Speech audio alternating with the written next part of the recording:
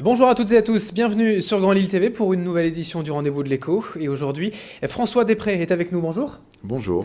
Alors vous êtes le président de l'entreprise Florimond Després qui fait de la création de variétés végétales.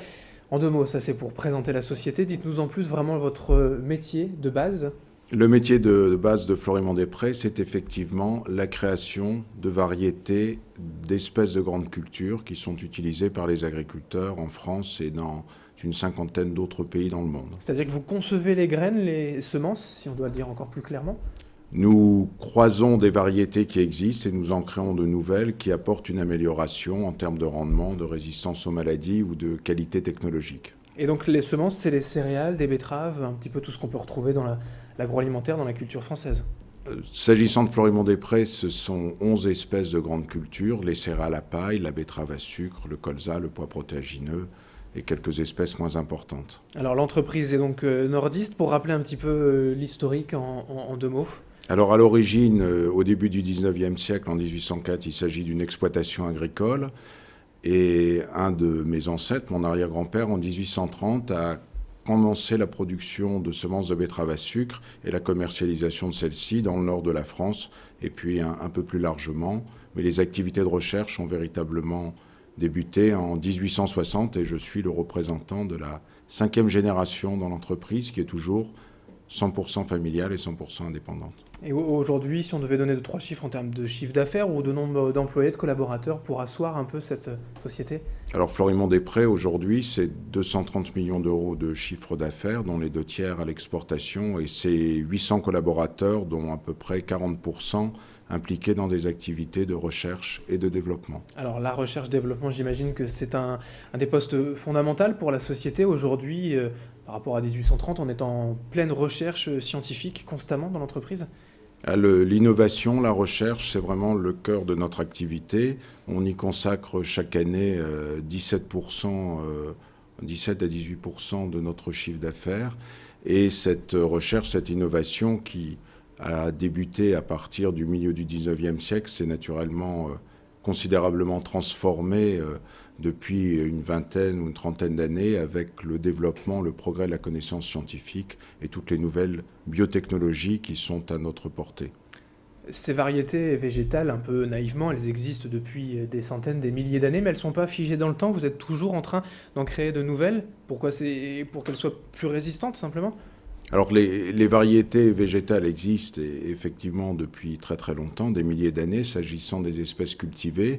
Et une de nos missions, un de nos métiers, c'est de maintenir cette diversité génétique qui est un patrimoine commun et d'utiliser cette diversité génétique pour créer de nouvelles variétés qui répondent à l'évolution des besoins des agriculteurs et des industries qui transforment les produits de l'agriculture, et également pour faire face à l'apparition de difficultés d'ordre agronomique qui sont entre autres liées au changement climatique. Et on ne peut pas se permettre d'une année sur l'autre ou de 10 ans sur 10 ans d'utiliser toujours les mêmes graines, les mêmes semences. Il faut toujours avoir recours à des nouveautés. Alors selon les espèces, la durée de vie des variétés est plus ou moins longue. Elle peut être de quelques années jusqu'à 15 à 20 ans.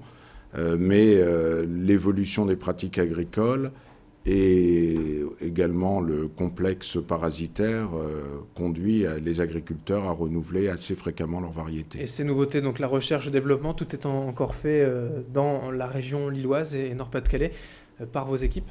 Alors, s'agissant des travaux de laboratoire, nous avons des activités de recherche qui ont lieu maintenant hors de France pour être plus près de nos marchés, mais le cœur de la recherche reste tout de même centralisé sur notre site historique de Cappelle-en-Pévèle. S'agissant de l'expérimentation en plein champ, puisque ces variétés nouvelles, il convient de les tester dans les conditions dans lesquelles les agriculteurs vont les employer, on a des dizaines de milliers de parcelles expérimentales qui sont réparties dans tous les pays où nous diffusons nos variétés. Justement, ces pays, quels sont-ils? Le développement à l'international aujourd'hui de l'entreprise, vous en êtes où? Alors on a 11 implantations directes à l'étranger, naturellement avant tout dans l'Union européenne où on trouve des conditions à la fois d'emploi de nos variétés et de protection juridique et de mise en marché qui sont à peu près les mêmes qu'en France. Donc on fait à peu près 40% de notre chiffre d'affaires dans l'Union européenne hors France.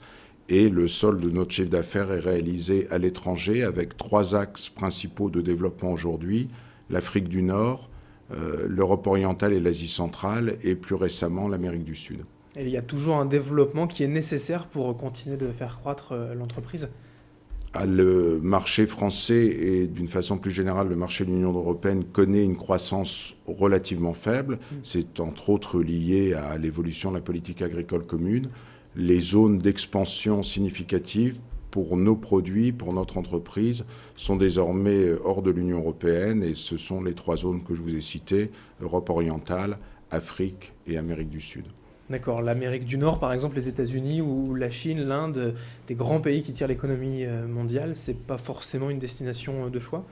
Alors nous commercialisons des semences aux États-Unis, nous en vendons également en Inde et en Chine, mais nous avons privilégié pour l'implantation directe ces zones nouvelles dont les marchés ne sont pas encore à maturité. Ça prendra 5 à 10 ans, mais c'est aussi la durée qui nous est nécessaire pour mettre au point des produits réellement adaptés à ces zones géographiques. Merci François Després d'avoir été avec nous, président de Florimond-Després, création de variétés végétales basées donc dans la région Nord-Pas-de-Calais. Merci d'avoir été avec nous. Merci. Et merci à vous de nous avoir suivis sur Grand Lille TV. Dans un instant, l'information continue.